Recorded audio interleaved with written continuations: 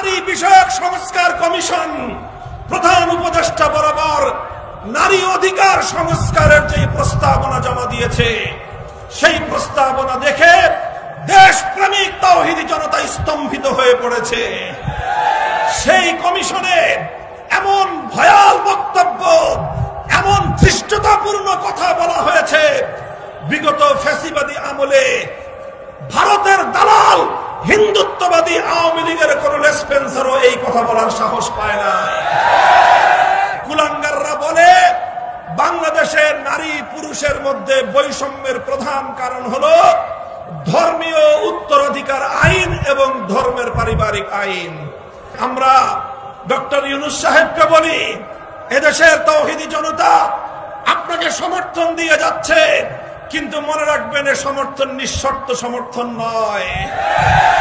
আপনি যদি আল্লাহর কোরআনের বিরুদ্ধে দাঁড়িয়ে যান, আপনাকে মঞ্চ থেকে, ক্ষমতার গদি থেকে উৎখাত করতে এতটুকু হৃদয় কাঁপবে না আমাদের। কোরআনের বিরুদ্ধে পদক্ষেপ গ্রহণ করলে আপনার পরিণতিও শেখ হাসিনার চেয়ে ভিন্ন কিছু হবে না। আমরা পরিষ্কার ভাষায় বলতে চাই, ইসলাম নারীকে সমান নয় বরং পুরুষের চেয়ে অগ্রাধিকার প্রদান করেছে। আবার বলছি, ইসলাম নারীকে অগ্রাধিকার প্রদান করেছে। বাংলাদেশের আবহমান কাল থেকে চলে আসা সকল নারীরা ইসলাম প্রদত্ত, আল্লাহ প্রদত্ত অধিকার নিয়ে তারা সন্তুষ্ট আছে। কিন্তু এদেশের নারী সমাজের প্রতিনিধিত্ব না নিয়ে তাসলিমা নাসরিন মার্কা কিছু কুলাঙ্গারকে দিয়ে, পশ্চিমা জীবনধারায় বিশ্বাসী কিছু এনজিও কর্মীদেরকে দিয়ে ডক্টর ইউনূস সাহেব নারী কমিশন গঠন করিয়ে আল্লাহর কোরআনের বিরুদ্ধে আপনি কটাক্ষ করিয়েছেন।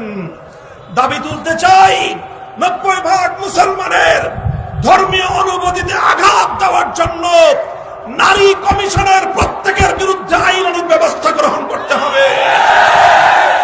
যদি এই কমিশনের রিপোর্টকে প্রত্যাখ্যান করে, কমিশনকে যদি বাতিল করে, নতুন করে এদেশের সংখ্যাগরিষ্ঠ নারীর অভিপ্রায় অনুযায়ী তাদের প্রতিনিধিত্ব নিশ্চিত করে নতুন কমিশন গঠন না করা হয়, এই নারী কমিশনের সদস্যদের পরিণাম সেই তসলিমা নাসরিনের মতোই ঘটানো হবে। তসলিমা নাসরিন গেছে যেই পথে, নারী কমিশন যাবে সেই পথে। প্রফেসর ইউনূস সাহেবকে বলি, এদেশে ইসলামের সঙ্গে পাঞ্জা লড়তে আসবেন না, আল্লাহর কোরআনের সঙ্গে যুদ্ধে অবতীর্ণ হবেন না।